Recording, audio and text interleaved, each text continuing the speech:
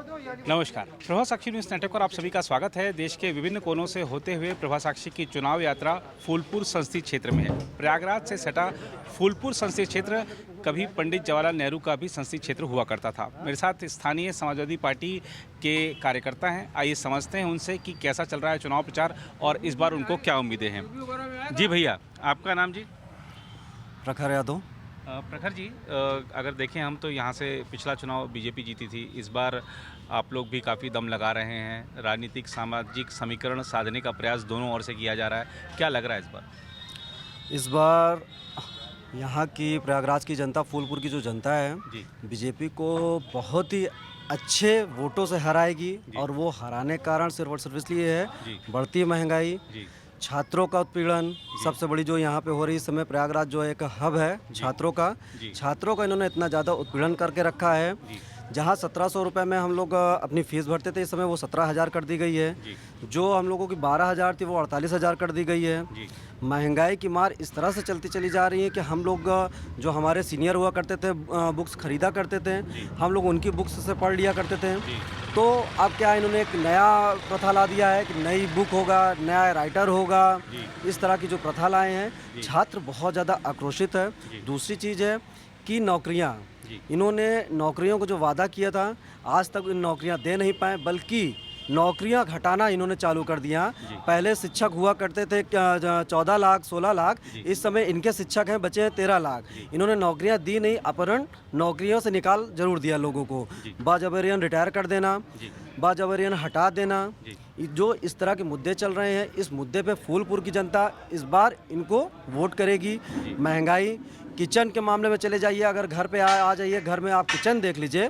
Kitchen की condition ये हो गई है, जो सिलेंडर हमें 450 का था, उसको जो 200-250 सिलेंडर महंगाई होने में 60 साल लगे थे, इनको 400 का सिलेंडर 1100 करने में 10 साल लग गया।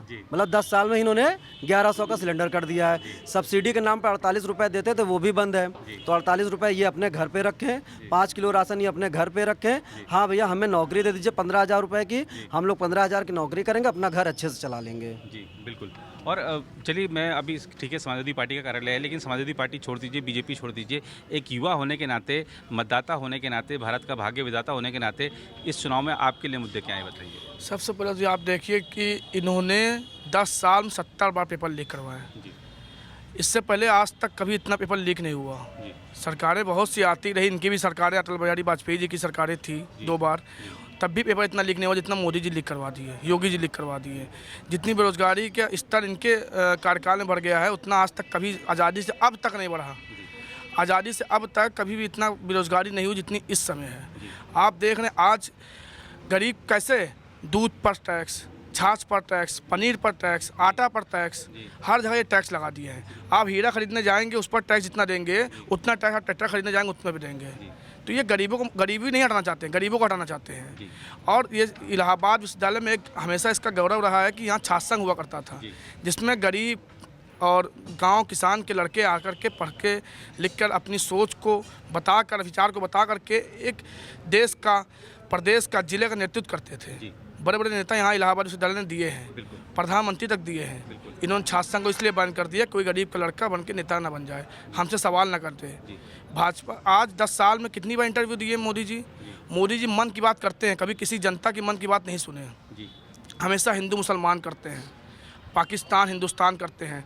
पाकिस्तान बिरयानी खाने ये जाते हैं, पाकिस्तान के प्रधानमंत्री को बधाई ये देते हैं, पाकिस्तान से टैक्स और क्या कहते हैं इलेक्ट्रल बॉन्ड पे पैसा ये लेते हैं। 6,000 करोड़ रुपए CBI ED ने पकड़ के लाया, उसको ट्रांसफ़र करवा के भाजपा के कार्यालय में इन्होंने अपना जमा करवा लिया। आज भाजपा का जो उस पर रिव्यू देखिए, कितना पैसा इनके पास आ गया। 10 साल में इनकी संपत्ति कितनी बढ़ गई है। आज चौड़ीकरण के नाम पर गरीबों को घर गिरा दिया गया। यहीं बगल में पालसन चौराहा है, मौजूदा सांसद हुआ करते थे श्यामाचरण गुप्ता जी, उनकी दीवार की 1 इंच नहीं खसकाई गई और गरीबों को दुकान हटा कर उठा कर फेंक दिया गया। यही भाजपा कार्यालय बिना नक्शे का बना हुआ है। भाजपा का मुख्यालय दिल्ली का बिना नक्शे का, उत्तर प्रदेश का बिना नक्शे का, इलाहाबाद का बिना नक्शे का बना हुआ है। लेकिन आज गरीबों की दुकानों को तोड़ने के लिए, गरीबों को हटाने के लिए, जात और धर्म के नाम पर एक वर्ग को, सिर्फ आरएसएस के लोगों को खुश करने के लिए न जाने कितने लोगों को इन्होंने घर से बेघर कर दिया, कितने लोगों की छत गिरा दिया। उसके बाद ये कहते हैं हिंदू मुसलमान की बात करते हैं। मेरी बात सुनिए, हिंदू मुसलमान की बात करते हैं। न जाने गौ रक्षक के नाम पर कितने मुसलमानों को इन्होंने जेल में डाल दिया, कितने मुसलमानों को इन्होंने फर्जी एनकाउंटर कर दिया। उसी गौ रक्षक गौ का बिजनेस करने वाली गौ मास का उस कंपनी से 250 करोड़ रुपए चंदा लेते हैं। ये सनातनी है। आप बताइए किस दलित भाई की मंदिर में जाने से किस मुसलमान ने रोका? कभी रोका मुसलमान ने? किस दलित भाई को सम्मान नहीं देने के लिए उसकी ज़मीन में किसी मुसलमान ने बैठाला? किसी भीमराव अम्बेडकर जी की मूर्ति को किसी मुसलमान ने तोड़ा?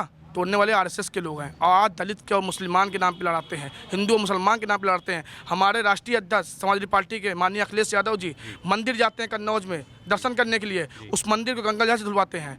इनके लिए दलित भी नापाक है, अछूत है, पिछड़ा भी अछूत है। और जब वोट लेना आता है तो ये बात करते हैं दलित और अछूत, दलित को अपना भाई बताते हैं और पिछड़ा को अपना भाई बताते हैं, धर्म के नाम पर बताते हैं, धर्म के नाम पर बांटने का काम करते हैं। बिल्कुल कई सारे मुद्दे हैं। मैं आपके भी मुद्दे समझना चाहूँगा कि वोट करने जाएंगे तो क्या रहेंगे सवाल मन में। देखिए, देश का बहुत बड़ा दुर्भाग्य है, देश का बहुत बड़ा दुर्भाग्य है कि देश का नौजवान रोजगार और रोजगार की बात कर रहा है, लेकिन देश का प्रधानमंत्री खुले मन से विवाद फैलाने का काम कर रहा है और मुसलमान चिल्लाने का काम कर रहा है। लेकिन देश के लोगों ने, प्रदेश के लोगों ने और फूलपुर की जनता ने ये निर्णय ले लिया है कि अब हम लोगों को रोजगार चाहिए, हम लोगों को महिलाओं की सुरक्षा निश्चित करनी है, छात्रों के लिए रोजगार देना है, छात्रों को शिक्षा देनी है, स्वास्थ्य संबंधी सुविधाओं को लाना है। इसलिए समाजवादी पार्टी और इंडिया गठबंधन को बढ़ चढ़ करके फूलपुर की जनता वोट देने चाह रही है। और किसी भी समाज का आदमी हो, किसी भी धर्म का आदमी हो, वो जान गए हैं कि भारतीय जनता पार्टी राम को बेचने का काम कर रही है, धर्म को बेचने का काम कर रही है, राम का व्यापार करने का काम कर रही है।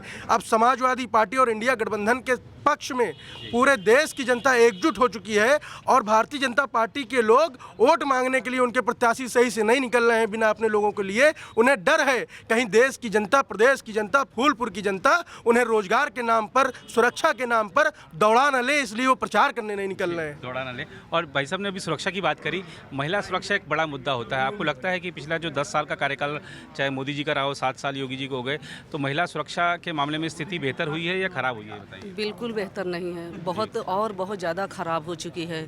महिलाएं इनके शासनकाल में बिल्कुल सुरक्षित नहीं हैं। चाहे अभी इनके बड़ी शर्म की बात है कि हमारे प्रधानमंत्री जी के सांसदीय क्षेत्र बनारस में हमारी एक बेटी के साथ इस तरीके से शोषण किया जाता है और वही लड़के इनके भारतीय जनता पार्टी में जाके प्रचार करते हैं, तो ये बड़ी शर्म की बात है। और हमारे देश के प्रधानमंत्री कहते हैं कि बेटी बचाओ बेटी पढ़ाओ। बेटी किससे बचाई जाए? भारतीय जनता पार्टी के विधायकों से या मंत्रियों से किससे बचाई जाए? तो इनके राज में बेटी हमारी सुरक्षित नहीं है, ना हमारी बहनें सुरक्षित है।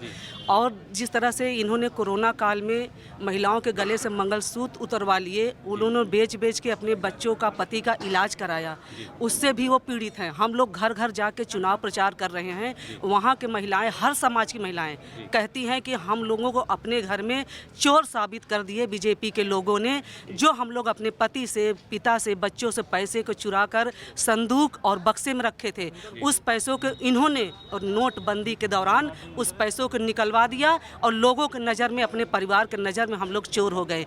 महिला की सुरक्षा की बात करते हैं, महिला इनके राज्य में बिल्कुल सुरक्षित नहीं है। सड़कों पर निकलना मुश्किल हो गया है, कॉलेज जाना मुश्किल हो गया है। ये झूठे जुमलेबाजी की सरकार है और ये जुमलेबाजी करती है, धर्म जाति पर लड़ाई करवा रही है और कुछ नहीं। अब बेरोजगारी, महंगाई तो इस कदर है, आज हमारे युवा भाई जिस तरह से बड़े बड़े डिग्री लेकर घर में बैठे हुए हैं, उनको कोई नौकरियां नहीं मिल पा रही है। उन माँ बाप से, उन बच्चों के जो डिग्री लेकर बैठे हैं, उन माँ बाप से पूछो कि किस तरह से किसानों के साथ किसानी कर करके अपने बच्चों को शहर में भेजते हैं, रूम का भाड़ा देते हैं, फीस भरते हैं, स्कूल की फीस भरते हैं। और आज 10 साल का वो रिकॉर्ड टूट गया है कि बच्चे हमारे दुकान लगाने का मजबूर हैं। दुकान भी लगाते हैं तो उनको बेपटरी से निकाल बाहर फेंकने का काम करती है ये भारतीय जनता पार्टी की सरकार। और कहते हैं हम गरीबी हटाएंगे, अच्छे दिन लाएंगे, विकास करेंगे। मैं आपसे कहना चाहती हूँ, देश के प्रधानमंत्री से कहना चाहती हूँ, रेल बेचने से देश का विकास होगा? तेल बेचने से देश का विकास होगा? ये किसानों के साथ आंदोलन दिल्ली में बैठे करते, उनके साथ अत्याचार करने से विकास होगा? अरे ये कोई हमारे शहर प्रयागराज में एम्स ला देते, कोई फैक्ट्री खुलवा देते, कोई कारखाना खुलवा देते, जिससे हमारे बच्चे आज रोजगार के कुछ रूप में होते। इन्होंने क्या किया? कुछ नहीं किया। और कहते हैं कि हम बड़े बड़े वादे करके आए हैं सत्ता में, 15 लाख रुपए हर महिलाओं को देंगे, विदेश से काला धन लाएंगे, 1500 रुपया नहीं, 15 पैसे नहीं दिए। ये काला धन क्या लाएंगे? जुमलेबाजी करके। और जो महिलाओं ने पैसा रखा था उसको भी नोटबंदी के दौरान इन्होंने बाहर निकलवा दिया। सारा पैसा बैकग्राउंड आपने देखा कि कई सारे मुद्दे हैं लोगों के, बहुत सारे मुद्दे हैं लोगों के, और लेकिन जो एक चीज़ है खास तौर पे महंगाई, बेरोजगारी, ये ऐसे बड़े मुद्दे हैं जो जनता को सीधे प्रभावित करते हैं। देखना होगा कि नई सरकार इन मुद्दों का कैसे हल निकालती है। फिलहाल इस रिपोर्ट में इतना ही। कैमरामैन राम महाजन के साथ मैं नीरज कुमार दुबे, फूलपुर संसदीय क्षेत्र से, प्रभा साक्षी न्यूज़ नेटवर्क के लिए। अगर आप भी लेना चाहते हैं देश दुनिया की तमाम जानकारी तो आज ही सब्सक्राइब करें हमारे चैनल को। साथ ही नीचे दिए बेल आइकन को जरूर दबाएं ताकि हर अपडेट आप तक पहुंच सके।